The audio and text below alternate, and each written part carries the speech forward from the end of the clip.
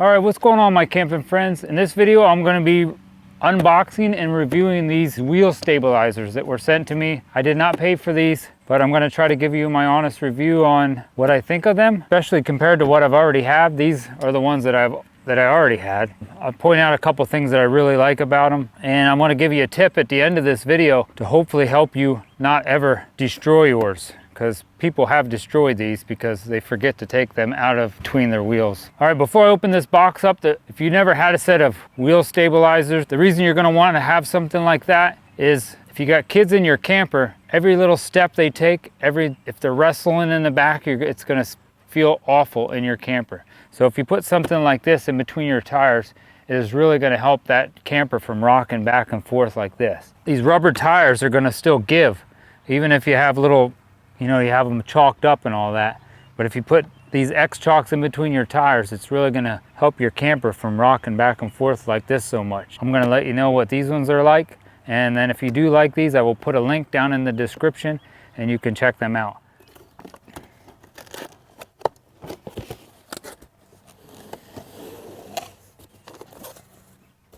Like I said, I already had this open, so they both did come in a plastic bag.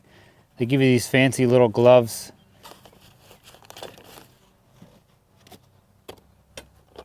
I'll take this one out of the plastic bag. I think my first impression is they definitely seem like they're built really well. The paint seems really good on them. I think they'd last a long time. Looks like there's maybe like little rubber or little plastic type washers in between here, so that would help that metal from not wearing on each other. Oh, another thing I did notice is up here on the gear, they come pre-lubed. There's lubrication already on there, so that's a good thing. And this wrench, this is the first thing I noticed. This wrench does not come off, which to me, I like that. So I don't have to worry about losing my wrench or trying to find the wrench. Because my other ones, these ones here, came with this wrench, and I always have to remember where I put that wrench. Normally I put it close to the same spot, but I have to get it. So I like that. And I think having these two pads would be better too, also if you have different size tires compared to like if you had a set like this that only had one pad. And it does have this handle right here, which is nice to help put it in between your tires. There's like a little bit of rubber on there, or neoprene maybe. It came with this Allen wrench too. I'm guessing that's just to make sure if any of these need tightened up, fits in there. Now you would have to get a wrench for this side. Looks like there's lock nuts on there, so. All right, before I put these in between my tires, let me weigh one of these just to see what these things weigh, in case any of you guys want to know that.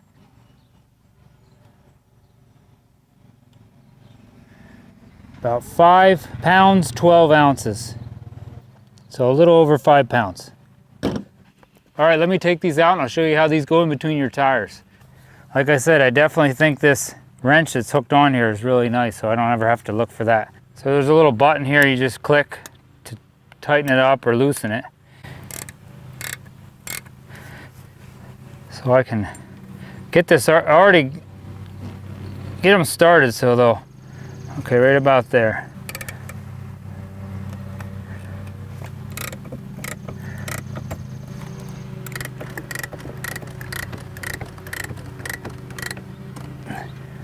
There you go. That's all we got to do. Now that'll keep that camper from rocking back and forth like this motion. It's not going to help you any from going this way, but it will help this way. And I don't have to worry about losing that wrench. Now it says these should be good for about 3.5 inches to 10 inches between your tires. So if your tires are 3.5 inches, which would be a lot closer than mine, or if they're 10 inches, which would be wider than mine, these should fit your tires. And if you notice my homemade Anderson levelers here, I also have a video on that if you want to watch that video. And here's the other one.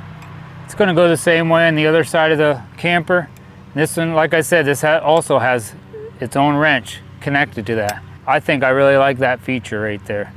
That's pretty slick. All right, this is my tip. I recommend taking a little sticky note or any little piece of paper and write X-chalk on it. Put it on your steering wheel, or like I like to do, because I'm afraid it's going to fall off my steering wheel, so just put it right up in here where your speedometer's at. So that way you do not forget to take your X-chocks out. If you hook your truck up to your camper with them in there, your truck is still going to pull your camper out of there. But most likely you're going to wreck your X-chocks or bend them all up. Maybe you'll get lucky and they'll pop out, but I've seen people bend them all up. So that's my tip. All right, another tip I want to give you is at the end of your camping weekend, when you go to take these out from in between your tires, just loosen this up and then just leave it just like that. You don't got to fold these all the way completely up. When I take them out, I'm going to leave them like that. That way when I go camping the next camping weekend, I can just stick them in there and tighten them back up. It makes it a lot faster for setup. Well, all I gotta say is I definitely think they're nicer than the cheaper set that I bought. I think these things will last you a long time if you do decide to buy a set of these. Like I said, I'll have that link down in the description. Well, if you like this video, give this video a thumbs up.